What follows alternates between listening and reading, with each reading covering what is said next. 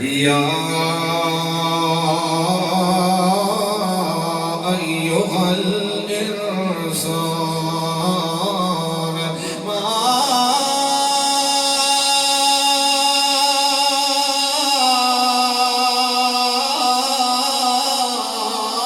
غرك بربك الكريم الذي خلقك فسواك فعدلك في أي صورة ما شاء ركبك كلا